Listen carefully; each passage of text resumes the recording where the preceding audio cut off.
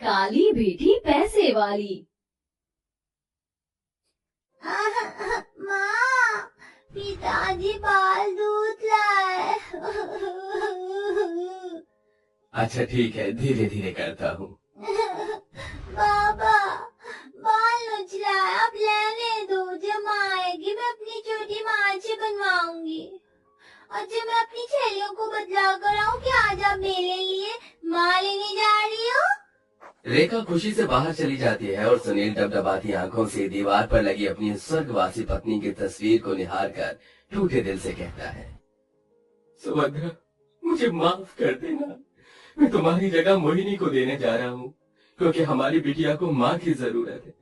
इसलिए मैं मजबूरी में ही दूजा ब्याह रचा रहा हूँ, जिससे हमारी रेखा को माँ मिल जाएगी। पता है, माँ के आने की बात से ही उस मासूम के चेहरे पर बहुत खुशी है। सुभद्रा की मौत रेखा को जन्म देते वक्त ही हो गई थी। सुनील अपनी काली बेटी रेखा को अकेले ही पाल पोस रहा था, लेकिन 4 साल की रेखा हर बार माँ के लिए रोती बिलखती थी, जिसके बाद सुनील ने फिर से शादी का फैसला उठाया।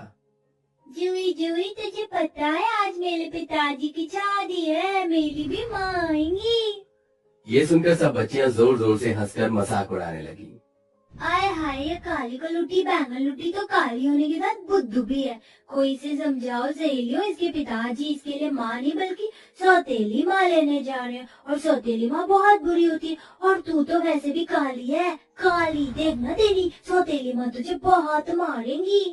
झूठ झूठ झूठ, तुम सब झूठ बोलती हो, मेरी माँ अच्छी होगी। रेखा के मन में माँ का प्यार पाने की बड़ी ललक थी। सुनील मोहिनी से शादी करके उसे घर लाता है। मोहिनी के साथ उसकी बेटी रूही भी आ गई थी। रूही बेहद सुंदर और गोरी थी।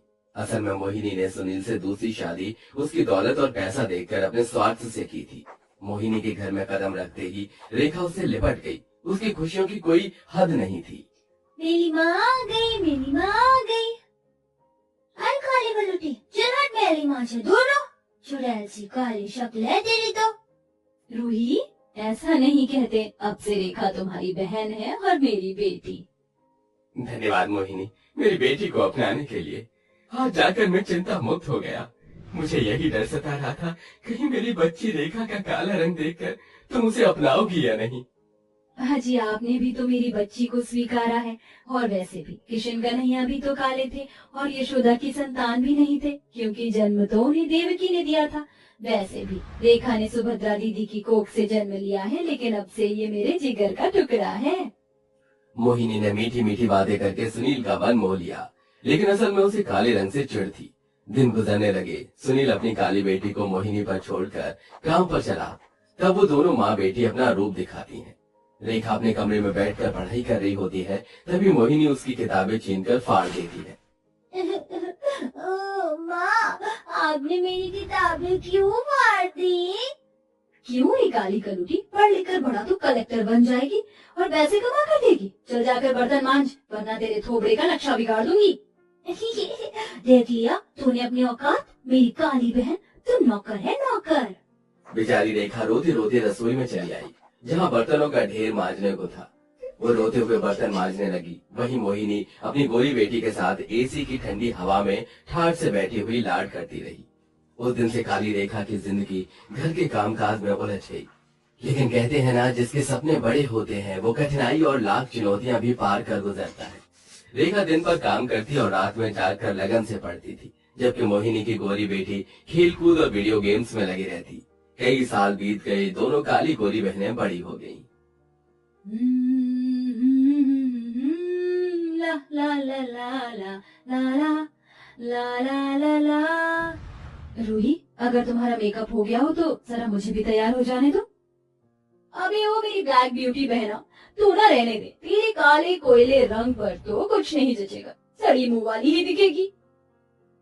रूही, तुम्हें मेरा मजाक उड़ाकर क्या मिलता है? मजा आता है। रूही कंधे पर पर्स टांगे, ऊंची हाई हील्स पहने, बाल झटकते अपनी माँ के पास आकर पैसे मांगती है। मम्मी, आई नीड 21,000 जरा देना। बस सिर्फ 1,000, उससे क्या होगा? ये ले 10,000 रख, अब तो बड़ी हो गई है और तेरे खर्चे होंगे। Oh thank you very much momo.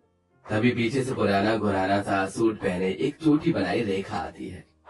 माँ मुझे भी 10-20 रुपए दे दो, किराया करके कॉलेज चली जाऊंगी। बाहर बहुत चिलचिलाती धूप है। अरे तो तेरा कौन सा गोरा रंग है जो धूप में ढल जाएगी। चल जा, पहले ही तुझ काली कलूटन ने क्या कम बोझ बढ़ा रखा है, कमा कर एक चवन्नी नहीं देती, कंगाली में आटा गीला कर रखा है तुझ कल्लों ने। अरे तुम्हारा दिल है कि पत्थर मोहिनी। अपनी गोरी बेटी के लिए लाली लिपस्टिक में तुम रच कर खर्च करती हो, और जब बारी मेरी बच्ची की आती है तो बार बार वही सौतेलापन दिखाती हो। हाँ हाँ, तुम्हारी इस काली कलूटी बेटी ने इतना पढ़ लिख कर कौन सा झंडा गाड़ लिया है, अभी तक पैसे ही ठूस रही है। अपना भविष्य बनाकर चली जाएगी तुम्हारी ये काली बेटी। जैसे काली, ये खुद उतना ही मन काला है, और मेरी रूही रंग से जितनी सुंदर है उतनी ही साफ दिल भी। मोहिनी की सौतेलेपन भरी बातें काली रेखा के दिल पर सुइयां चुभ हो रही थी। वो बिलख बिलख कर रो पड़ी।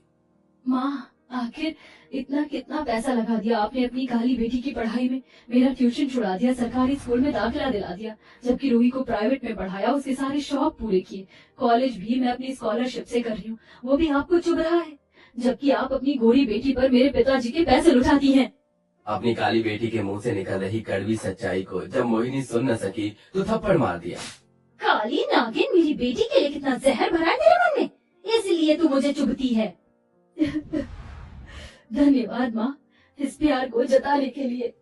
इन मनमुटावों के बाद रेखा अपनी काबिलियत के बलबूते पर एक बड़ी कंपनी में लगकर अच्छा कमाने लगती है, तो वहीं मोहिनी की गोरी बेटी घर की एक एक पाई अय्याशबाजियों में उड़ा देती है। इसी तरह वक्त गुजरता गया। माँ मुझे कुछ भी नहीं पता, मुझे कहीं से भी 50,000 रुपए लाकर दो। मैंने अपने दोस्तों को पार्टी देने का वादा किया है, अगर मैंने उन्हें पार्टी नहीं दी तो मेरी नाक कट जाएगी।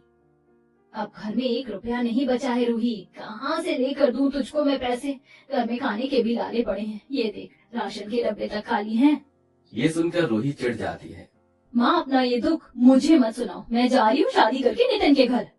रूही तू अपनी माँ को इस दुख में अकेला छोड़कर जा रही है, तो क्या मैं सारी जिंदगी तुम दोनों को कमा कर खिलाने के लिए थोड़ी यहाँ बैठी रहूंगी। मैं भला क्यों अपनी जवानी बर्बाद करूँ। तुम्हारी काली बेटी अच्छे नोट छाप रही है, वो खूब पैसे वाली हो गई, उसकी जान खाओ। रूही अपनी माँ को दुख में छोड़कर नितिन से शादी कर लेती है। ऐसे में मोहिनी की काली बेटी उसके काम आती है और अपने पैसे से घर चलाती है।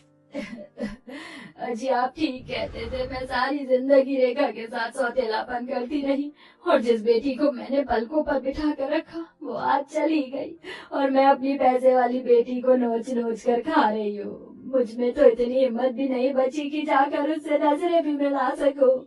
अपनी माँ को पछतावे से रोते देखकर काली रेखा का दिल पिघल जाता है। उसके दिल की भड़ास आंसू बनकर बहने लगती है। माँ तुम हमेशा मेरी माँ रहोगी, तुम्हारी बेटी है ना, अब चलो आंसू पोंछ लो, रो मत। मोहिनी अपनी गलतियों पर रोते हुए अपनी काली बेटी का माथा चूमकर प्यार जताती है। मेरी बच्चिया, मेरे कलेजे से लग जा, तूने एक बेटे से भी बढ़कर किया, मुझे नाज है तुझ पर। अब नौकरी के साथ साथ रेखा कलेक्टर की तैयारी करने लगती है और अपनी मेहनत से जिला कलेक्टर बनकर दिखाती है, तो वहीं रूही की जिंदगी में कलेशबाजी रहने लगती है। नितिन मुझे नहीं पता था कि तुम 1 नंबर के फटीचर हो। मैंने तुमसे इसलिए शादी की थी कि तुम्हारे साथ खुश रहूंगी, मुझे क्या पता था मेरी जिंदगी झंड हो जाएगी। तो तुमने क्या मुझसे शादी मेरा पैसा देकर करी थी? अच्छा हुआ जो भगवान तुम्हारी सच्चाई ले आए, वरना अगर मेरा बिजनेस नहीं डूबता तो तुम्हारा असली चेहरा न देख पाता। चली जाओ तुम यहाँ से। हाँ हाँ जा रही हूँ। रूही जैसे अपना सूटकेस लेकर निकलती है, तभी सामने उसकी काली बहन शोभायमान साड़ी में खड़ी थी। कलेक्टर का भेष उसके पद की ऊंचाई दिखा रहा था। रूही इस तरह से दुखों में रिश्ते नहीं तोड़कर जाते, साथ निभाना सीखो, जीवन में सब कुछ पैसा ही नहीं होता। रेखा बड़ी नरमी से उसे समझाती है, साथ ही नितिन को काम दिलाकर अपनी बहन का घर टूटने से बचाती है। ये नजारा देखकर मोहिनी के मन से अपनी काली पैसे वाली बेटी के लिए दिल से भरपूर दुआएं निकल रही थी।